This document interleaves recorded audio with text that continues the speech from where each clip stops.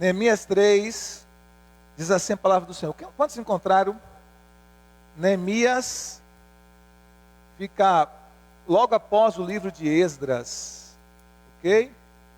E Esdras logo após o livro de 2 Crônicas, no Antigo Testamento. Se você tiver alguma dificuldade de encontrar, procura pelo índice da Bíblia, aí talvez fique mais fácil. Eu não posso dizer o número aqui da página, porque é diferente da sua, então pode ser que dê errado se eu falar aqui a minha página.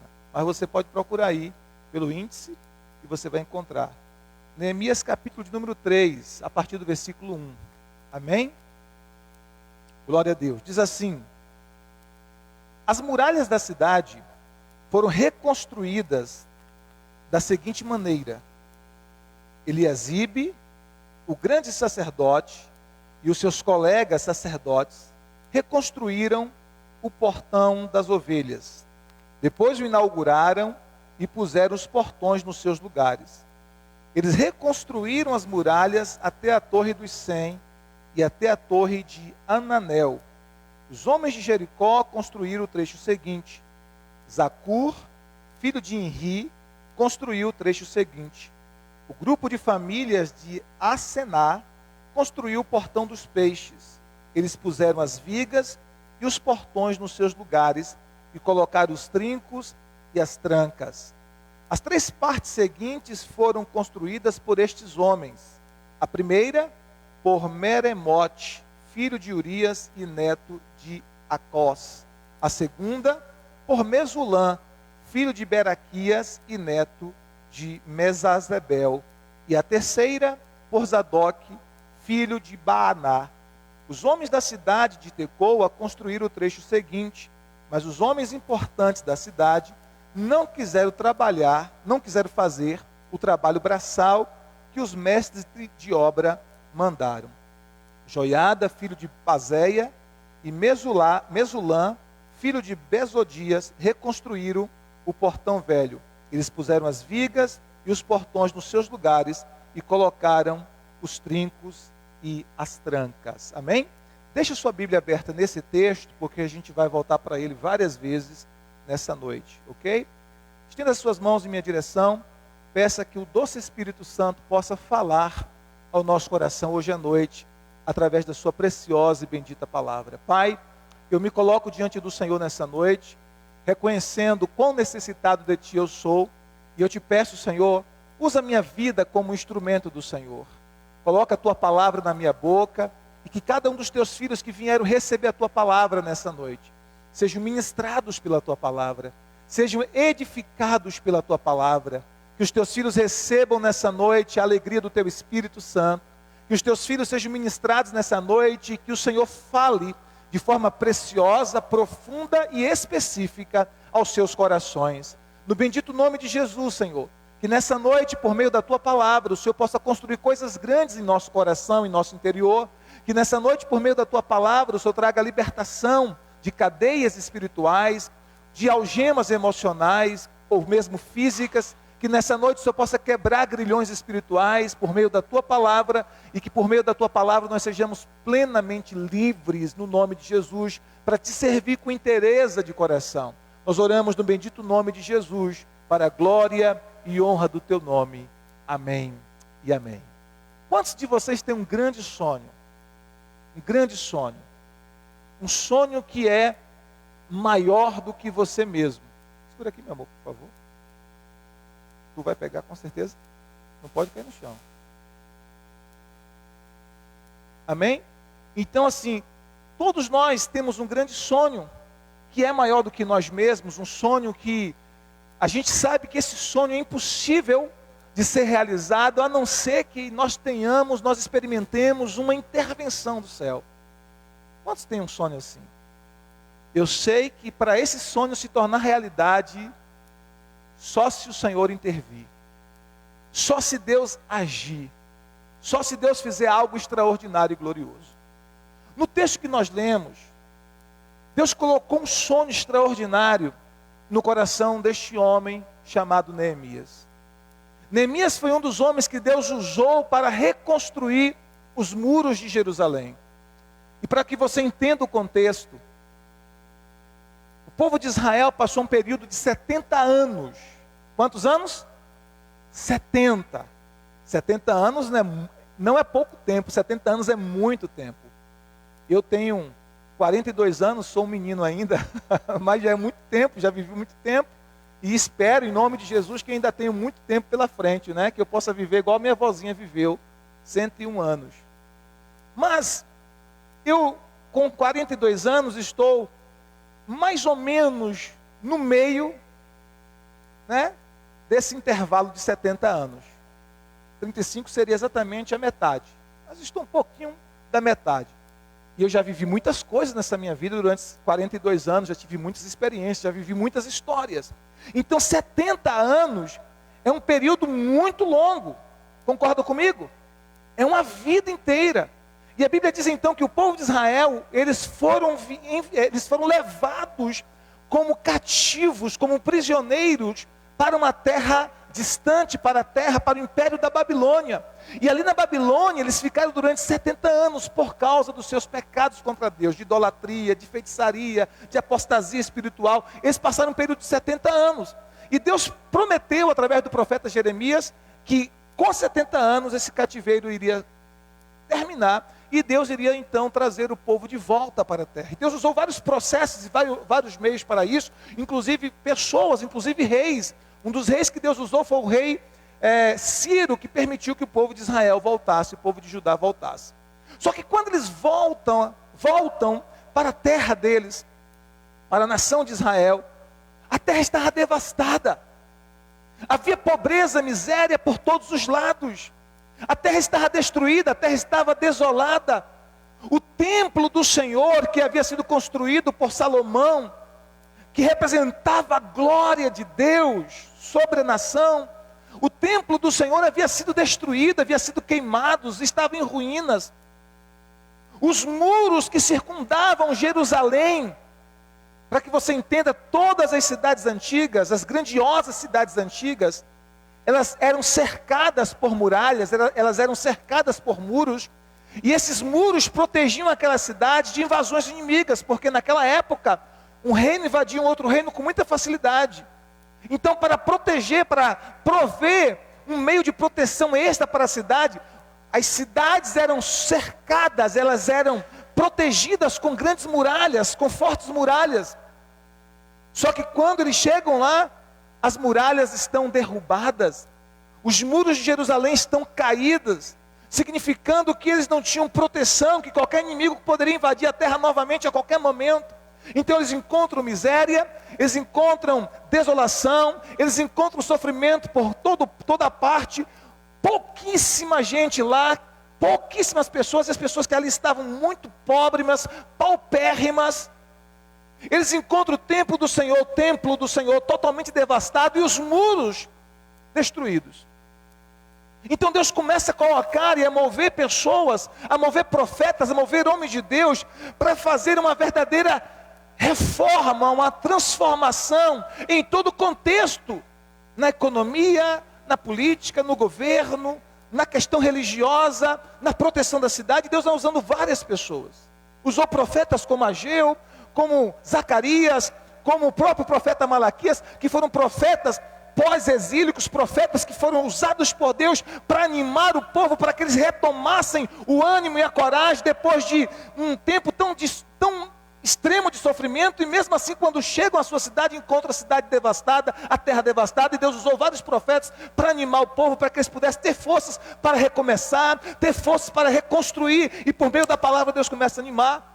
Deus usou o governador Zorobabel, e Deus usa então Esdras, um grande sacerdote do Senhor, para a reconstrução do templo. Mas agora Deus está usando Neemias, que foi também uma peça-chave nas mãos de Deus. E Neemias foi usado com um propósito, junto com aqueles que Deus levantou ao lado dele, para reconstruir os muros de Jerusalém, para reconstruir a muralha de Jerusalém.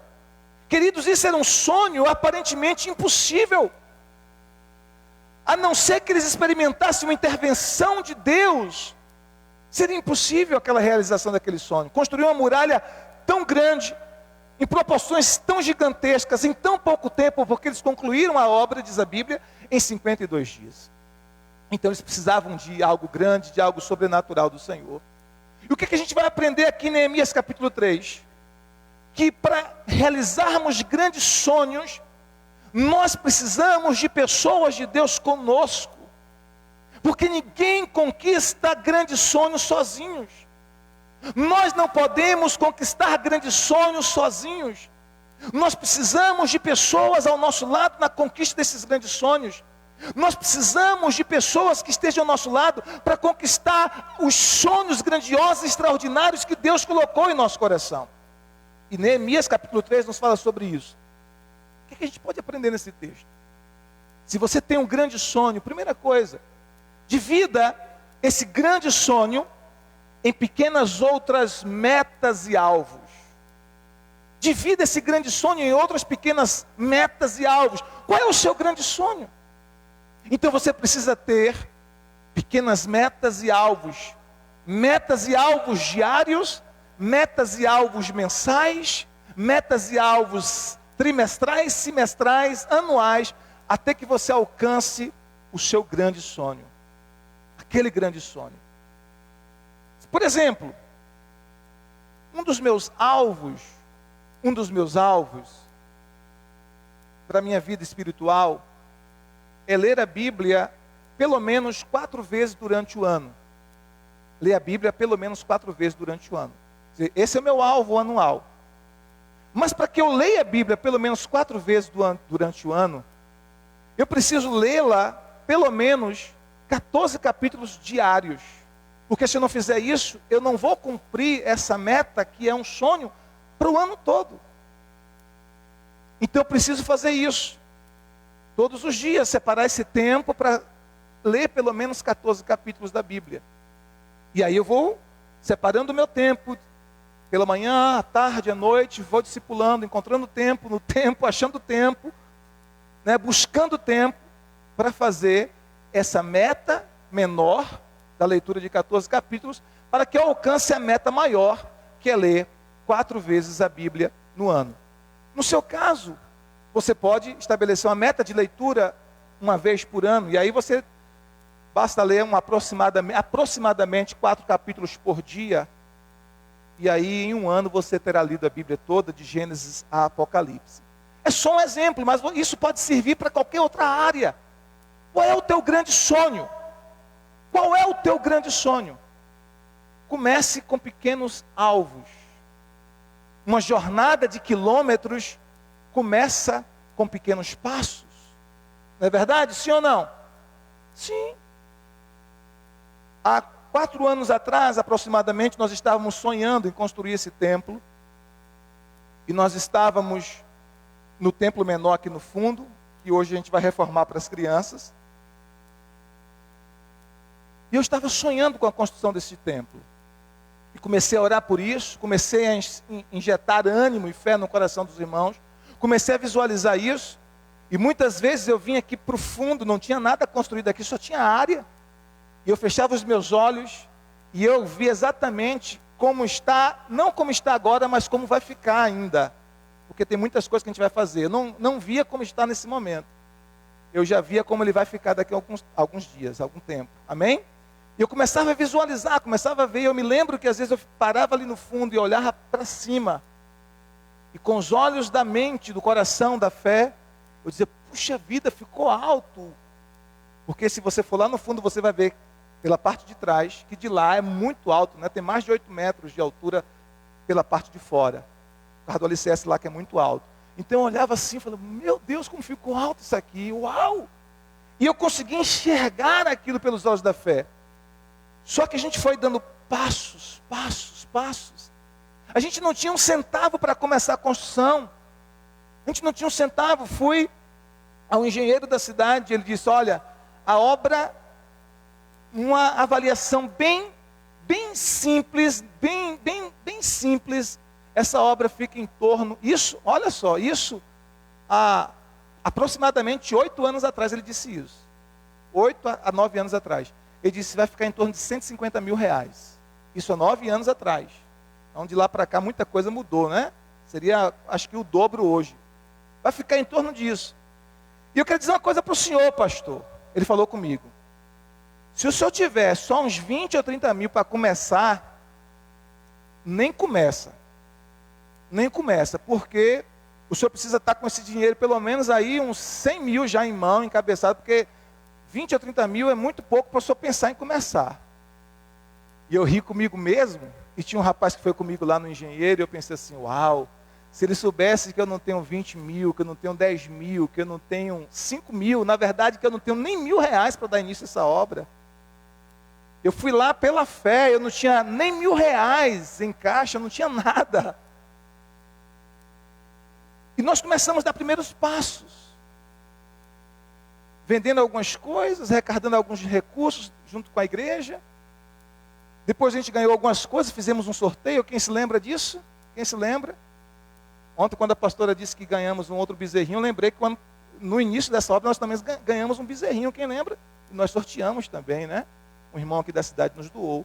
E foi assim que a gente começou. E Deus foi levantando recursos, Deus foi usando meios, e Deus foi movendo passo a passo, pequenas metas, pequenos alvos, pequenas porções, pequenos momentos, passo a passo, até que nós conquistamos, pelo menos essa primeira parte, essa primeira fase da construção do templo, que já está pronta. Essa primeira fase, há muitas outras coisas para fazer, toda a parte de forro, toda a parte de equipamento de som, de câmeras, essa parte ainda falta, né, do que a gente tem sonhado, a parte da frente ainda, que nós temos sonhado, a gente já vai, com fé em Deus, fazer isso. A parte lá do fundo, o templo das crianças, a gente vai preparar todo aquele ambiente lá atrás para ser o culto das crianças, com púlpito, com cadeiras específicas para crianças, tudo bonitinho, com tela para elas, enfim, tudo direitinho.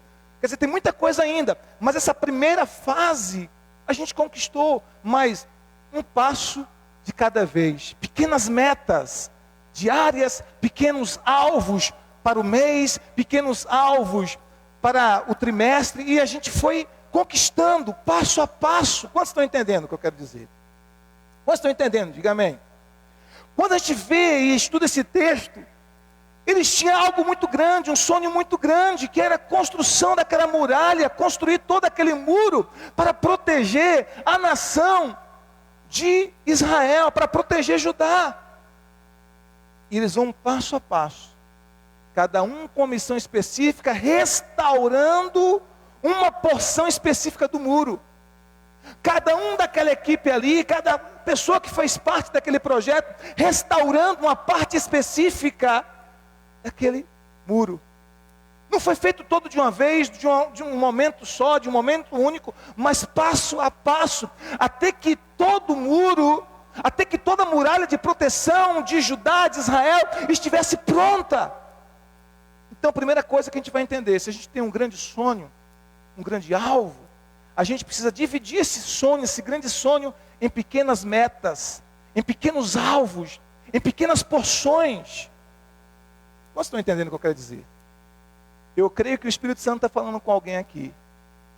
Eu creio que o Espírito Santo está falando com sonhadores aqui nessa noite. Eu creio que o Espírito Santo está falando com sonhadores aqui nessa noite. Qual é o seu grande sonho? Você precisa começar com pequenas metas, com pequenos alvos. Amém? Outra coisa importante que a gente vai entender aqui nesse texto é que os sonhos precisam ser compartilhados com outras pessoas. Pessoas que Deus vai colocar na nossa vida, na nossa família, no nosso coração, que vão compartilhar conosco e que vão nos ajudar a conquistar esses sonhos. Por exemplo, esse sonho aqui é um sonho nosso. Era meu no início. Mas à medida que você abraçou esse sonho se tornou o nosso sonho. Ele se tornou o nosso sonho. E Deus usou muitos de vocês de diversas formas, diversas maneiras, para que este sonho, pelo menos parte dele, se concretizasse. E eu me lembro que Deus está usando tantas pessoas para nos abençoar. Tantas pessoas, porque vocês oraram, intercederam, trabalharam, investiram. E Deus usou vocês e usou pessoas, até pessoas de fora. Quando a gente estava rebocando esse templo, por exemplo, um irmão nosso em Cristo, de uma outra congregação, veio aqui, me procurou e disse assim: pastor, qual é o próximo passo? Eu disse: o próximo passo é a gente terminar o reboco, porque tinha começado o reboco, né? Ele disse: depois a gente vai botar o piso. E você já tem o piso? Eu disse: ainda não, mas Deus vai mandar. Ele disse: pastor, vamos ali comigo? Eu disse: onde? Vamos ali na loja para você escolher o piso? Você está falando sério? Estou sim. Eu estava aqui de bermuda, que eu estava ajudando o pessoal aqui que estava na obra, e eu corri, vesti, né, uma calça e tal, e fui com ele. Ele disse: olha, escolha o piso que o senhor quiser, não se preocupe com o preço, escolha o piso que o senhor quiser. E se o senhor não se agradar de nenhum que está aqui na cidade, a gente foi em várias lojas, né? Se o senhor não se agradar de nenhum aqui, eu vou com o senhor em Jequié, a gente pega lá. Quando Deus quer abençoar o seu povo, a sua igreja, Deus move os meios, queridos. Quando Deus quer abençoar o seu sonho, Ele move os meios. Amém? Ele move os meios. E Ele nos abençoou nesse propósito, nesse projeto. Usou pessoas que nos deu a parte elétrica, usou pessoas que... Olha outra coisa tremenda. Eu ligo para o rapaz que faz a parte do telhado, né? Trabalha com serralheiro, né? E convido ele para vir aqui para fazer um orçamento. Eu não tinha um centavo. Na época, esse telhado custava em torno de 15 a 20 mil reais. Eu já tinha feito orçamento, já tinha buscado empresas fora aqui, de Itabuna, de outros lugares, ficava em torno de 15 a média, de 15 a 20 e poucos mil reais. E aí, eu convido o rapaz para vir aqui. E eu disse para ele: olha, eu queria fazer um orçamento para ver como é que vai ficar. Ele mediu tudo e tal, fez os cálculos lá. Ele disse: pastor, fica 14 mil reais. Eu: tudo bem, Deus abençoe, obrigado, lhe agradeço. A gente vai trabalhar em prol disso, para levantar os recursos. E aí a gente vê com o irmão a possibilidade de contratá-lo e tal e tal. Tudo bem. Aí quando ele sai, ele vai, a gente se despede e ele começa a andar para sair. Quando ele chega lá fora, assim, mais ou menos está aquele carro branco, ele volta. Volta assim meio devagar, né? Senhor pastor, eu disse: pois não, meu irmão. Ele disse: olha, Deus tocou no meu coração aqui para eu dar toda a mão de obra. O senhor vai comprar só material e a mão de obra é toda por minha conta. Eu vou deixar no lugar. Eu quase não acreditei. Disse: você está falando sério? Disse, e eu nunca tinha visto essa pessoa na minha vida. A primeira vez que eu vi foi no dia que eu fiz o orçamento com ele. Primeira vez que eu vi. E eu disse: e esse material vai ficar... Olha só, era 14 mil reais. Eu disse: esse material vai ficar em torno de quanto? Ele disse: vai ficar em torno de 8 mil reais. E a gente não tinha os 8 mil reais. Começamos a orar por isso, Deus proveu os 8 mil reais. Passamos para ele, comprou todo o material, e o telhado que ficaria por 14 mil reais ficou por 8 mil reais. Começamos com passo a passo. Eu estou contando isso para vocês, para que vocês entendam. Se você tem um grande sonho, um sonho que nasceu no coração de Deus, comece a sonhar e comece a estabelecer metas diárias, pequenas metas, alvos pequenos. Ainda que esse alvo seja orar. Como é que você começa um alvo? Eu não sei nem por onde começar, pastor. Eu tenho um grande sonho, mas não sei nem por onde começar. Eu vou lhe dar uma chave hoje. Começa com a meta de oração. Eu tenho um sonho pela minha família, eu tenho um sonho pelo meu lado, eu tenho um sonho pela minha empresa, eu tenho um sonho pela minha célula, eu tenho um sonho para a nossa igreja, eu tenho um sonho para o meu casamento, eu tenho um sonho para a minha vida estudantil, para a minha vida profissional. Por onde eu começo? Não sei nem por onde começar. É um sonho muito grande. Comece com essa meta que eu estou lhe dando. Comece orando. Comece colocando diante de Deus. Comece apresentando o seu sonho ao Senhor. E ouse sonhar, porque Deus, Ele é realizador de sonhos. Creia nisso, amém? E aí, você precisa compartilhar esse sonho com outras pessoas. As pessoas certas que Deus vai enviar para ser bênção na sua vida. E você vai compartilhar esses sonhos, elas vão lhe ajudar a realizar esses sonhos, e ao mesmo tempo serão abençoadas através dos seus sonhos. Porque quando Deus dá um sonho a alguém, o sonho que Deus dá nunca é um sonho egoísta em si mesmado. O sonho que Deus dá a alguém sempre visa abençoar não apenas a pessoa que sonha, mas abençoar outras pessoas em sua volta, abençoar a sua família, abençoar as pessoas próximas a ele, abençoar a sua congregação, a sua igreja, a sua célula, abençoar outras pessoas próximas a ele. Então todas as vezes que Deus dá um sonho para alguém, se realmente esse sonho veio de Deus, se não é meramente um desejo egoísta e egocêntrico, mas que nasceu no coração de Deus, se foi um sonho que nasceu do coração de Deus, nunca fique em você mesmo. Quando Deus realiza esse sonho transborda para abençoar pessoas, esse sonho transborda para edificar casas, esse sonho transborda para edificar famílias, esse sonho transborda para alimentar nações, esse sonho transborda para alimentar multidões. Porque os sonhos que Deus nos dá sempre vão abençoar outras pessoas, nunca vão ficar apenas para nós mesmos. Não é um sonho de dizer assim, eu estou sonhando, vai ser algo grande para mim mesmo, no máximo para minha família. Não! Se o sonho realmente nasceu em Deus, ele vai transbordar e outras pessoas vão beber dessa fonte no nome de Jesus. Outras pessoas serão abençoadas, serão beneficiadas através do sonho que Deus deu a você. Quem sabe Deus deu a você um sonho de construir uma grande empresa, uma mega empresa, uma rede de empresas. Esse sonho vai abençoar pessoas, vai abençoar famílias. Pessoas serão alimentadas, sustentadas, abençoadas através desse sonho que Deus lhe deu. Quantos entendem o que eu estou falando? Diga amém. Talvez um sonho de evangelizar muitas pessoas, de ganhar muitas almas para Jesus. Esse sonho vai abençoar muita gente. Então, deixa que outras pessoas também se apropriem deste sonho, compartilhe desse mesmo sonho, sonhe com este sonho. Amém?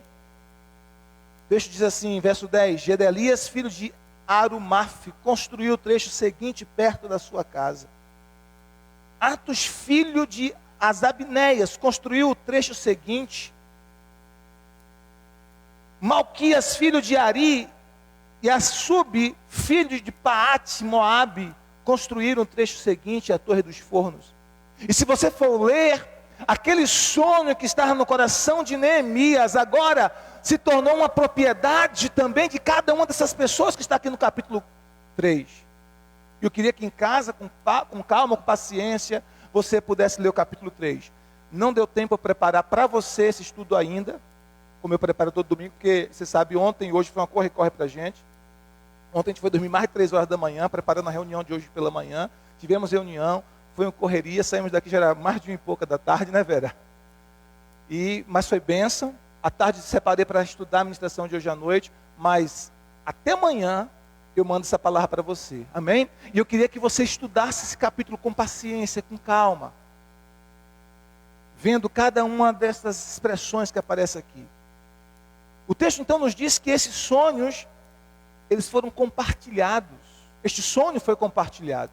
Nasceu no coração de Neemias, mas cada uma daquelas pessoas começaram a ter aqueles sonhos como seu, e a trabalhar para a construção daquele sonho, daquele grande sonho conjunto, que era ver a nação protegida de novo com a reconstrução dos seus muros. Amém?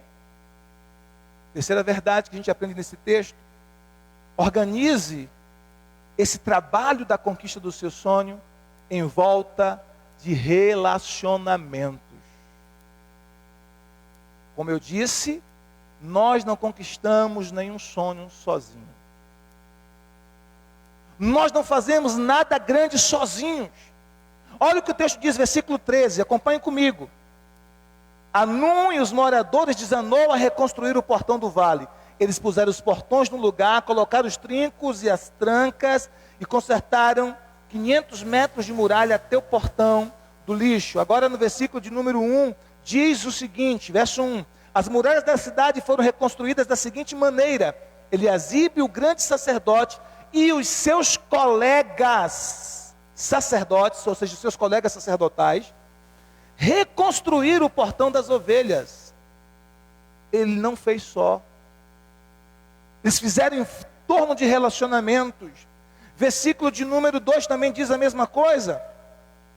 Verso 2. Os homens de Jericó construíram o texto seguinte, olha só, um relacionamento geográfico, as pessoas de Jericó, quem foi ele? Zacur, filho de Urim, construiu o trecho seguinte. Aí no versículo de número 12 diz assim, já li para você esse texto. Então, todos esses versículos nos mostram que essa obra foi feita com pessoas próximas, que tinham relacionamentos umas com as outras, amigos ou familiares. Você e a sua família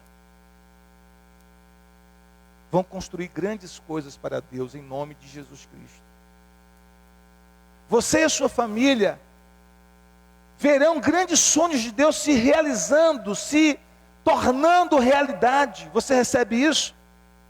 Em nome de Jesus.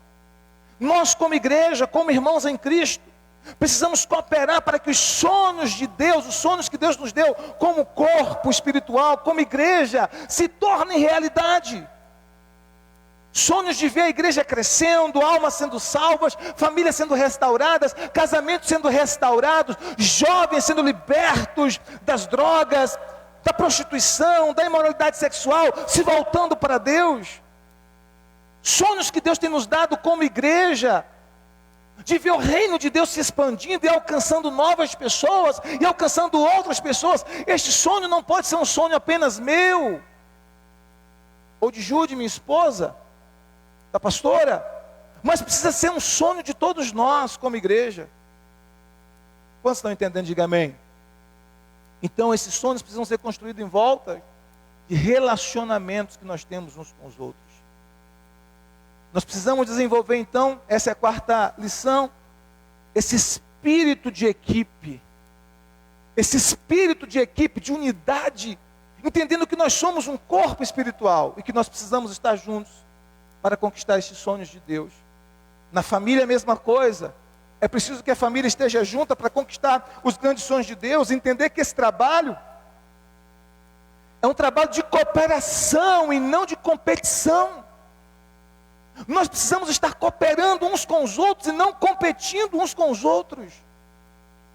Qual é a visão do mundo, queridos? A visão do mundo é que para eu conquistar, você tem que perder. Não é assim? A visão do mundo é uma visão limitada, porque é uma visão de escassez. A visão do mundo é uma visão limitada, porque é uma visão de pobreza. De escassez. Então, por ter uma visão de escassez, o que o mundo pensa? Tem pouco recurso. Aí usa aquele ditado, farinha pouca? Farinha pouca? Você não conhece esse ditado não, gente? Meu Deus, ninguém tem a minha idade aqui não, é? Eu sou mais velho aqui, meu Jesus. Esse ditado dado dos mais velhos. Farinha pouca, meu pirão primeiro. Ninguém ouviu esse ditado, nunca ouviram isso? Ah, sim. Farinha pouca, meu pirão primeiro, né? Por quê? Porque a visão da escassez. A visão de que são poucos recursos. Os recursos são limitados, então se ele ganhar, eu perco. Se ele ganhar, eu vou perder. Então, como eu não quero perder, eu tenho que ganhar. É a visão de que para que eu ganhe, ele tem que perder. Então essa visão não é a visão do reino de Deus, porque nós que somos do reino temos a visão de abundância. O nosso Deus tem abundância para todos nós, abundância ilimitada de paz, de alegria, de bênçãos, de prosperidade, de recursos espirituais, de recursos naturais e recursos materiais. Deus tem abundância para nós. Então nós precisamos trabalhar em cooperação no reino de Deus, para que juntos como igreja nós possamos conquistar os sonhos de Deus. Para a nossa família, para a nossa igreja, para a nossa célula. Vocês estão entendendo, povo lindo do Senhor? Então não podemos seguir a mesma visão do mundo, que é uma visão de escassez. Mas é a visão da abundância. Jesus prometeu em João capítulo 10, versículo 10. João 10, 10, Jesus disse assim, o ladrão. Quem é o ladrão, queridos? Quem é o ladrão? Quem é? Satanás, o diabo. O ladrão vem com 3 propósitos, com 3 objetivos. Quais são eles? Matar, roubar e destruir. O ladrão vem, Jesus diz que o alvo dele, a meta dele, o objetivo do ladrão, o objetivo do inimigo das nossas almas, o objetivo do príncipe das trevas é matar, é roubar, é destruir. Mas nesse mesmo versículo, João 10, 10, Jesus disse, mas eu vim para que vocês tenham vida e vida com abundância. Eu vim para que vocês tenham vida abundante. Eu vim para que vocês tenham vida plena. Eu vim para que vocês entendam que há recursos ilimitados para vocês. Ilimitados. Então, se há recursos do reino, se há recursos do reino ilimitados, eu vou entender. Eu não preciso fazer com que as pessoas à minha volta percam para que eu ganhe. Não. Nós podemos cooperar uns com os outros. Não competir uns com os outros, mas cooperar uns com os outros. Para que todos ganhem. Porque há recursos em abundância do reino. Porque há recursos em abundância no reino de Deus. Escute isso, para você entender. Quando você se converte a Jesus Cristo, você passa a estar debaixo de um outro reino, de um outro sistema. Você não está mais debaixo do sistema do mundo. Você está debaixo do sistema do reino de Deus. Você agora é filho de Deus. Você agora tem a natureza de Deus. Você agora é cidadão do reino de Deus. Você agora tem uma nova constituição. Você é regido por uma nova constituição. Você tem uma nova linguagem do reino, que é a linguagem do céu. 1 Coríntios capítulo 13. Você se move por outros princípios. Consequentemente, você tem à sua disposição os recursos do reino de Deus, que são ilimitados. Por isso, quando nós temos essa visão da vida abundante que Jesus tem para nós, nós precisamos entender que a nossa visão é de cooperação e não de competição. Qual é o seu sonho? Quais são os nossos sonhos? É grande. Precisamos de uma intervenção de Deus para ver esse sonho se realizar? Nós precisamos da cooperação uns dos outros para que este sonho se torne realidade. Nós precisamos estar cooperando para esse propósito, porque equipe de trabalho é igual a sucesso. Trabalho em equipe é igual a sucesso. Isso em todas as áreas. Em todas as áreas. Amém? Nós tivemos um culto tão abençoado ontem de mulheres, tão lindo. Coisas extraordinárias que o Senhor fez. Um trabalho de equipe, desenvolvida pela minha princesa, juntamente com a sua equipe, as mulheres aqui da igreja, servindo, ajudando, intercedendo, trabalhando. Trabalho que foi feito desde alguns meses atrás, né? E teve um resultado extraordinário. Trabalho em equipe. Isso em todas as áreas. Nós precisamos entender que quando há cooperação, nós chegamos a um alvo específico e alcançamos juntos o sonho que Deus tem para a família, para a igreja, para a célula, para a empresa. Amém? Porque a Bíblia diz, Jesus quem disse isso, um reino dividido contra si mesmo não subsiste. Sabe que nesses dias nós estamos numa guerra espiritual na nação.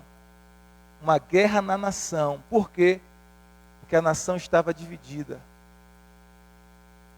A nação estava dividida. Isso é uma estratégia de Satanás. Dividir a nação é uma estratégia das trevas. Porque nenhuma nação subsiste se estiver dividida. Jesus disse que a nação dividida não prevalece. Jesus também disse que uma casa, que uma família dividida não prevalece. Se em uma casa, marido e mulher, eles estão em uma quebra de braço constante. Como é o nome daquela brincadeira que fica um de um lado puxando uma corda e o outro fica do outro lado? Cabo de guerra. Imagine uma família com 5 pessoas. Ou com 4 pessoas. E fica a mãe e um filho de um lado do cabo de guerra. É só uma ilustração, tá, gente? Só uma metáfora que eu estou usando. E do outro lado fica o pai e a filha no cabo de guerra. Cada um com objetivos, propostas, propósitos, alvos e sonhos diferentes. Lutando entre si, guerreando entre si. Jesus disse que uma casa dividida não pode prevalecer. Marido e mulher precisam estar juntos. sonhando juntos, orando juntos, dobrando os joelhos juntos, intercedendo juntos, discipulando seus filhos juntos, orientando seus filhos juntos, corrigindo seus filhos juntos, usando de autoridade sobre os seus filhos juntos. Marido e mulher precisam estar juntos, discipulando, orientando, conduzindo, corrigindo. E se o pai precisar corrigir o filho, e a mãe achar que a correção não foi adequada, converse com seu marido em particular, mas não confronte na frente dos seus filhos.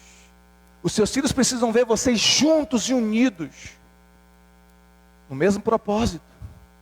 Não tire a autoridade da sua esposa sobre os seus filhos, não tire a autoridade do seu marido sobre os seus filhos. Vocês precisam estar juntos, porque se a casa estiver dividida, a casa não prevalece. E o diabo sabe disso. Então a primeira coisa que o diabo faz para destruir uma casa é dividir marido e mulher, é dividir pais e filhos. A casa precisa ter uma direção, uma visão, um alvo, um sonho, uma meta de família. E a família precisa estar junto em volta do sonho que Deus colocou em seus corações. A nação precisa estar junto em volta do sonho que Deus colocou no coração. A igreja precisa estar coesa, unida, em volta do sonho, do propósito que Deus colocou em nosso coração, como igreja. Assim como a casa dividida não prevalece, assim como uma nação dividida não prevalece, uma igreja dividida também não prevalece. E sabe qual é a estratégia de Satanás para destruir a igreja? A mesma estratégia para destruir uma família e para destruir uma nação: dividir. Dividir. Quantos estão entendendo? Diga amém. Então, nós precisamos ter esse espírito de equipe ou de unidade. Eu queria que rapidamente, sem sair de Neemias, coloca o dedinho aí em Neemias, no meu caso é o dedão, né? Coloca o dedinho aí em Neemias e abra rapidinho em 1 Coríntios capítulo 3, verso 9. 1 Coríntios capítulo 3, versículo 9. 1 Coríntios capítulo de número 3, verso 9.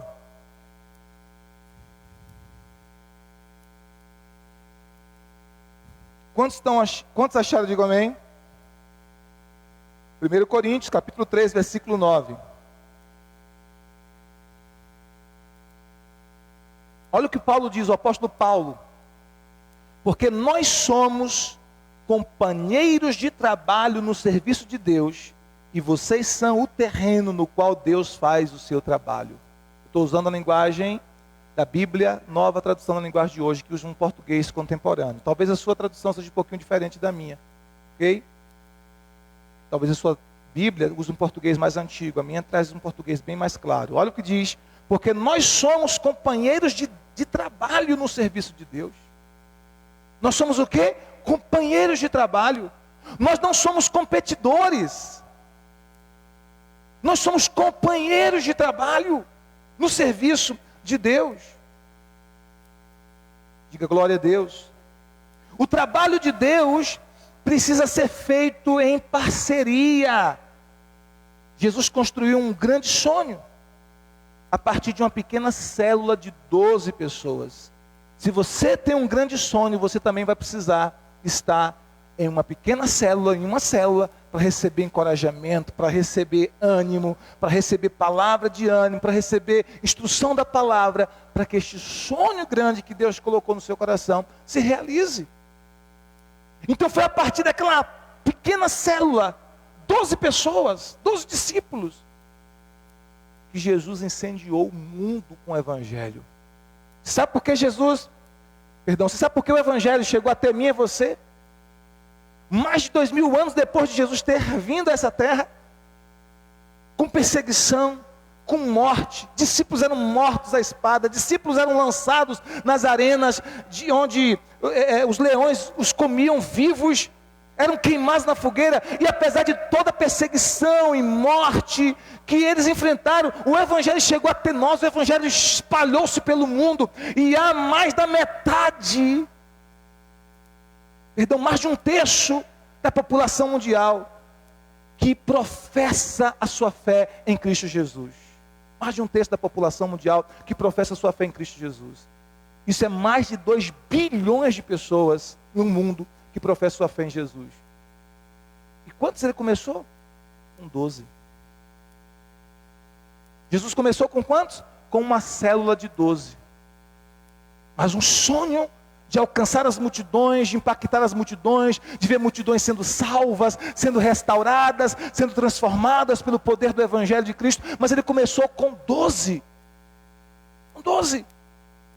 Então, com aquela pequena célula de 12 pessoas, mas um trabalho em equipe, com discipulado constante, o Evangelho se espalhou no mundo. O trabalho de Deus é feito em parceria. Tudo que Deus quer construir em você, na sua família, na sua casa, na igreja, na célula, tudo que Deus quer construir, todo sonho grande de Deus, Deus nunca usa uma pessoa só. Deus sempre vai usar pessoas. Deus pode até dar a visão inicial a uma pessoa, a um líder, mas Deus vai usar pessoas nesse processo. Por isso o trabalho tem que ser feito com parceria, em equipe. Deixa sua Bíblia aberta aí em Neemias 3. Eu falei com você e cometi o erro de fechar a minha. Perdão. Neemias 3, mas deixa aí em Neemias 3, agora vamos lá para Eclesiastes capítulo 4, versículo 9 a 12. Eclesiastes 4, 9 a 12. Eclesiastes capítulo 4, versículo 9 ao versículo 12. Eclesiastes é próximo de Provérbios e de Salmos, depois de Salmos, Provérbios, antes de Isaías, de Cânticos, dos Cânticos, ok? Eclesiástica, logo depois de Provérbios, capítulo de número 4, verso 9 a 12. Diz assim, quantos encontraram, digo amém? Vou aguardar um minutinho para você encontrar. Eclesiastes, capítulo de número 4, verso 9 a 12. Acharam? Amém? Diz assim, é melhor haver 2 do que 1. É melhor haver 2 do que 1. Porque 2 pessoas trabalhando juntas podem ganhar muito mais. É melhor haver 2 do que 1. Porque 2 pessoas trabalhando juntas podem ganhar muito mais. Isso aqui é o poder da sinergia. O que é a sinergia, queridos? A soma da sinergia é diferente. A soma comum é 1 e 2, 1 mais 1 é igual a 2, mas na sinergia, 1 mais 1 não é igual a 2, pode ser igual a 3, 4, 5, 6. Porque o que significa isso? Que se você, um exemplo, isso aqui estou usando até uma linguagem comum, empresarial. Se você pode produzir, um exemplo, 10 peças, e o seu companheiro pode produzir 10 peças, vocês juntos têm o potencial de produzir quantas peças? Não 20 peças. É aí que está, na sinergia vocês juntos têm o poder de produzir 30 peças, 40 peças, 500 peças. Porque na sinergia há uma multiplicação sobrenatural. Por isso que o texto diz assim, ó, versículo 12. É melhor haver 2 do que 1. Porque 2 pessoas trabalhando juntas podem ganhar muito mais. Não apenas mais, mas muito mais. Aí ele continua, se uma delas cair, a outra ajuda a se levantar. Mas se alguém estiver sozinho e cai, fica em má situação, porque não tem ninguém que o ajude a se levantar. Se faz frio, está fazendo frio, irmãos? Se faz frio, 2 pessoas podem dormir juntas e se esquentar. Ele continua, mas se estiver sozinho, como vai se esquentar? Ô Jesus, dá casamento para esse povo solteiro, meu Pai. Amém? 2 homens podem resistir a um ataque que derrotaria um deles, se estivesse sozinho. Aí ele diz, uma corda de 3 dobras, uma corda de 3 cordões, perdão, é difícil de arrebentar. O que a Bíblia está nos dizendo, queridos? Nós precisamos uns dos outros. Por isso nós precisamos cuidar dos nossos relacionamentos para que eles sejam abençoados e abençoadores. Claro que na construção de relacionamentos, nós precisamos orar a Deus, buscar sabedoria de Deus, ok? Para entender que tem pessoas que elas vão nos conectar com o propósito de Deus para a nossa vida, e tem pessoas que não vão nos conectar com o propósito de Deus. Escute isso. Isso aqui é uma chave. Até anote se você quiser. Todo relacionamento, todo relacionamento, ou está levando você para mais perto do propósito de Deus para a sua vida, ou está levando você para mais longe do propósito de Deus para a sua vida. Ok? Todo relacionamento. Então o grande segredo é você avaliar se os seus relacionamentos estão levando você para mais perto do propósito de Deus, ou mais longe do propósito de Deus. Porque quanto mais perto do propósito de Deus você estiver, mais abençoado você será, mais feliz você será, mais realizado você será. Quanto mais distante do propósito de Deus você estiver, por mais que você esteja, do ponto de vista humano, tendo um grande sucesso, sinto muito informar você está colocando a escada do sucesso na parede errada. E quando você perceber, pode ser tarde demais. Quantos estão entendendo o que eu quero dizer? Amém? Então, se você está se afastando do propósito de Deus por conta de qualquer tipo de relacionamento, seja ele qual for, você tem que reavaliar. Porque os relacionamentos abençoadores que Deus quer colocar e construir na sua vida vão te levar para mais perto do propósito de Deus para a sua vida. E como disse minha esposa ontem, citando Romanos 12, 2, a vontade de Deus é agradável. A vontade de Deus é perfeita e agradável. Então, se você estiver vivendo a vontade de Deus ou o propósito de Deus, você vai estar experimentando as coisas boas, perfeitas e agradáveis de Deus para a sua vida. Então, não é qualquer relacionamento, mas são os relacionamentos certos. São os relacionamentos adequados. Quantos estão entendendo? Por isso você precisa orar e buscar a sabedoria de Deus para construir bons relacionamentos que possam te empurrar mais ainda, cooperar mais ainda, para que você viva os sonhos de Deus para a sua vida, os propósitos de Deus para a sua vida. Diga amém se você está entendendo. Então Deus quer que você construa o seu sonho, mas Deus não quer que você tente construir o seu sonho sozinho. Porque você precisa de pessoas de Deus nesse processo. Você precisa de pessoas de Deus nesse processo que ajude você a construir os sonhos de Deus para a sua vida. Amém? Diga amém se você está entendendo.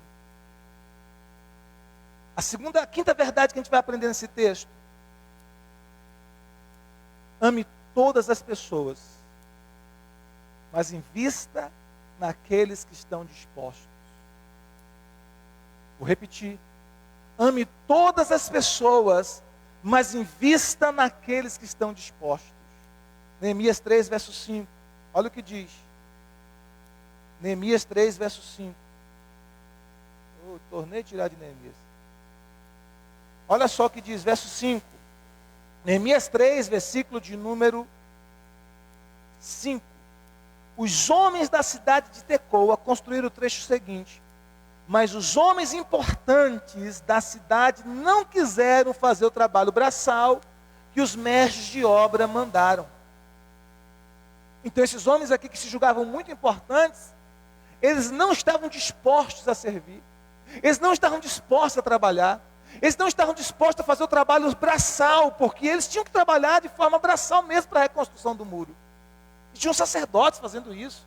Tinham levitas fazendo isso. Tinham famílias ricas fazendo isso. Mas tinham algumas pessoas, ele diz aqui, versículo 5.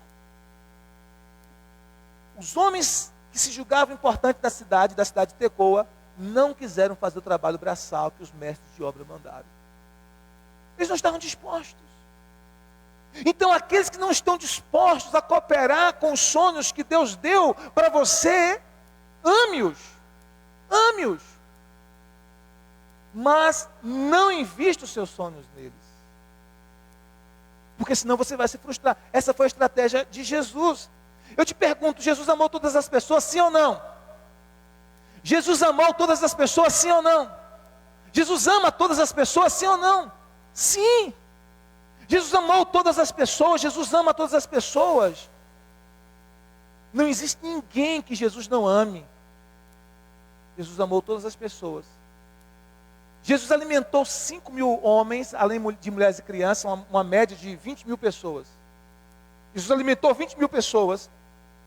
Jesus pregou para multidões de pessoas. Agora escute isso. Mas ele treinou 70 discípulos. Ele discipulou 12 discípulos. E ele deu mentoria a 3 discípulos. Jesus amou todas as pessoas. Multidões e multidões vinham, Jesus alimentava com os pães e os peixes, Jesus curava aleijados, fazia cegos enxergarem, mudos falarem, surdos ouvirem, ressuscitava mortos. Jesus abençoava as nações, as multidões. Onde ele ia, ele abençoava as multidões, porque eles amavam essas pessoas. Mas ele investiu treinamento em 70. Mateus capítulo 10. Ele investiu discipulado pesado de 3 anos e meio, do início ao fim do seu ministério, em 12. E ele investiu mentoria. Você sabe, hoje a gente vê muito falando sobre isso, né? Mentoria, nessa linguagem de coach, nessa linguagem de curso, como é, Jonathan? Curso de marketing digital. Muita gente vê essa linguagem de mentoria. Jesus foi o maior mentor. Ele mentoriou, ele deu mentoria a 3 discípulos. Quem foram ele? Pedro, Tiago e João. 3. Discipulou 12, treinou 70, discipulou 12, mas mentoriou 13. Ou 3. E desses 3, o que mais conhecia a profundidade do coração de Jesus era o apóstolo João. Então, em todos os relacionamentos, nós precisamos entender os mais próximos que a gente pode investir mais, que a gente sabe assim, eu posso contar com esse. E aqueles que a gente pode, sabe que a gente não pode contar para certas coisas, e está tudo bem. A gente vai amar mesmo assim. Mas você tem que entender que tem pessoas que elas farão parte de um projeto maior, para a realização dos sonhos que Deus deu para você, para a sua família, para a sua casa, para a sua empresa, para os seus negócios, para a sua célula, para a nossa igreja. Quantos estão entendendo? Diga amém. Mas você não precisa desperdiçar tempo julgando as pessoas, nem julgando as suas motivações. Apenas ame as pessoas. Apenas ame. Lembre que Deus vai recompensar você por aquilo que você faz. Diga para o seu irmão, Deus vai te recompensar por aquilo que você fizer no reino de Deus. Deus vai te recompensar. Olha o que a Bíblia nos fala em Provérbios 14, 14. Provérbios 14, 14. Provérbios capítulo 14, versículo de número 14. Olha o que diz as Sagradas Escrituras. Os maus terão o que merecem, mas os bons serão recompensados pelo que fazem. Os maus terão o que merecem, mas os bons serão recompensados pelo que fazem. Os bons serão recompensados pelo que fazem. Então não se preocupe, a sua recompensa virá. Deus dará a sua recompensa, diga amém. Não julgue as pessoas, não julgue a motivação das pessoas. Cada um estará diante de si um dia. Cada um prestará contas de si e do seu serviço a Deus um dia. Todos nós estaremos diante do Senhor um dia. Então se alguns como aqueles lá de Tecoa, que se julgavam importantes, não quer cooperar com os sonhos que Deus colocou no seu coração, não julgue por isso, ame-os, não julgue. Agora, creia que você será recompensado, quando você fizer aquilo que é certo, quando você fizer aquilo que Deus colocou no seu coração, diga amém, você será recompensado. Lembre que Deus vai recompensar pelo que você faz, e lembre que Deus vai recompensar por aquilo que você dá. Diga para o seu irmão, Deus vai te recompensar por aquilo que você faz, e Deus vai te recompensar por aquilo que você dá no reino de Deus. Provérbios 22, 9 diz assim, Provérbios 22, verso 9. Quem é bondoso será abençoado, porque reparte a sua comida com os pobres. Quem é bondoso será abençoado. Por quê? Porque reparte a sua comida com os pobres. Quem é generoso será recompensado. Quem reparte sua comida com os pobres será abençoado. Quem dá será abençoado. Há muitos anos atrás eu aprendi uma coisa muito importante na minha vida. Que a única maneira de nós vencermos a avareza é dando, é doando, é sendo generoso. Não existe outra forma. Desde lá, eu aprendi esse princípio, eu tenho, pela graça do Senhor Jesus, me esforçado para praticá-lo. O princípio da generosidade e da liberalidade. Sempre que eu encontro uma situação, uma maneira para abençoar alguém, ou para abençoar o reino de Deus, a obra de Deus, de alguma forma, eu me esforço para fazê-lo. Por quê? Porque a Bíblia deixa bem claro que se você for generoso, você será recompensado no tempo de Deus. E quando a gente é generoso, a gente vence a avareza. Porque escute uma coisa. Qual é a natureza de Satanás? Ele é o quê? Ele é o quê? Qual é a natureza do ladrão? Roubar. Qual é a natureza do ladrão? Roubar. Qual é a natureza de Deus? A natureza de Deus é dar, é dar. A Bíblia diz que Deus amou o mundo e deu o seu Filho. A Bíblia diz que do alto desce as bênçãos de Deus que Deus nos dá. Então a natureza do ladrão, que é Satanás, é roubar, a natureza de Deus é dar. E a natureza do homem natural, guardar, reter, acumular. Bom, a natureza do homem natural é guardar, reter, acumular. A natureza do ladrão é roubar, a natureza de Deus é dar. Então, o homem natural ele está no centro. Se ele rouba, ele está seguindo mais a natureza do diabo. Se ele é generoso, ele vai estar seguindo mais a natureza de Deus. Se ele permanece no centro só, retendo e acumulando, ele é apenas um homem natural. Só que a grande questão é que eu e você, nós somos homens e mulheres do reino de Deus.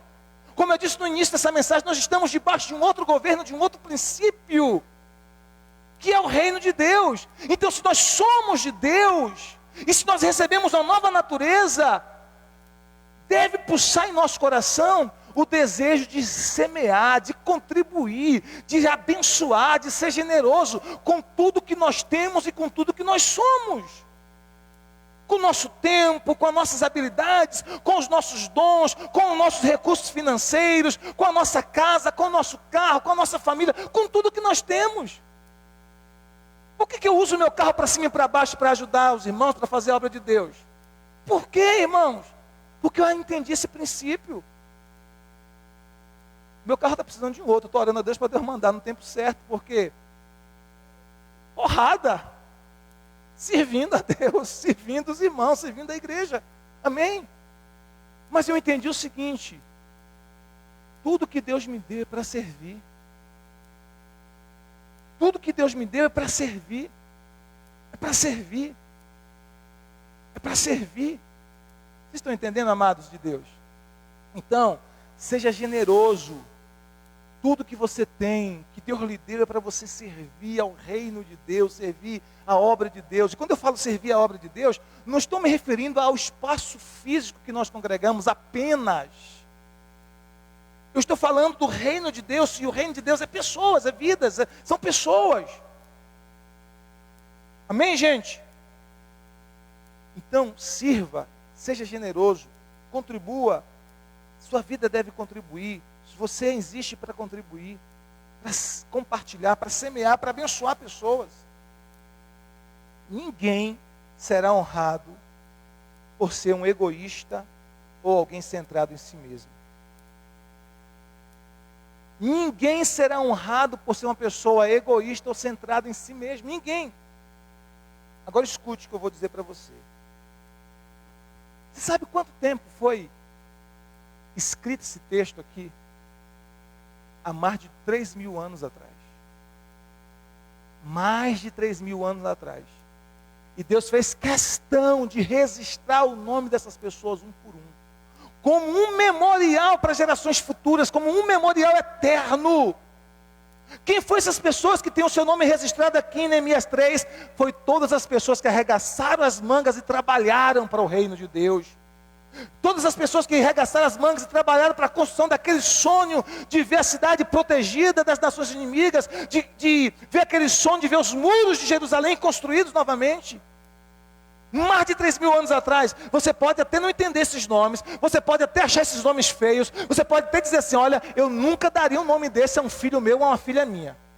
Não tem problema. Mas quem está aqui foram pessoas que Deus honrou e disse assim, eu vou registrar o nome de vocês.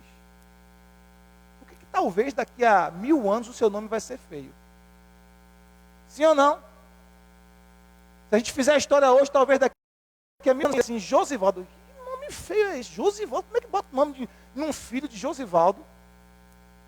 Assim como a gente vê alguns nomes do passado, mais contemporâneos, mas do passado a gente acha feio, né? Por exemplo,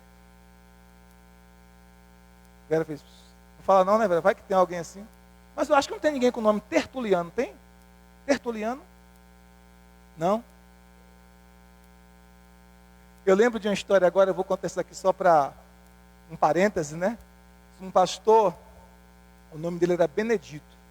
E ele disse que ele tinha um complexo com o nome dele. Todas as vezes que alguém perguntava o nome, ele ficava com vergonha, né? Não queria falar o nome, porque ele tinha vergonha do nome. Até que ele descobriu que o nome Benedito significa bendito, abençoado. Aí ele curou o coração, né? Só que ele disse que um dia estava uma moça, né? Assim, bonita, e ele ficou encantado, e ele queria, sabe, chavecar aquela moça, né? Cortejar, para quem sabe namorá-la e construir um relacionamento com ela, e quem sabe até casar. E ele vai conversar com aquela moça, e aí chega lá e diz para ela das suas intenções, a pergunta, como é o seu nome? Ele disse, olha, eu não tenho coragem de dizer o meu nome para você, porque o meu nome é muito feio, eu tenho vergonha de dizer o meu nome para você. Ela disse, não diga isso, talvez seu nome nem tão feio assim, talvez seu nome é até bonito. Não, é muito feio, não é. Ela disse, olha, para mim feio, nome feio é Bartolomeu, é Zacarias, é Benedito. Né? Então estragou a festa do rapaz, né? Mas brincadeiras à parte, meus irmãos, escute atenção aqui, preste atenção aqui. O nome dessas pessoas foram registradas aqui, há mais de 3.000 anos atrás. Pessoas que trabalharam, pessoas que serviram, pessoas que construíram algo grande, pessoas que arregaçaram as mangas para servir. Todos aqueles que servem terão um memorial eterno. Todos aqueles que trabalham pelas causas dos grandes de Deus terão um memorial eterno. Todos aqueles que trabalham pelos sonhos que Deus colocou em seu coração terão um memorial eterno. Isso é chamado de legado. Agora observe. Versículo 5. Os homens da cidade de Tecoa construíram o trecho seguinte,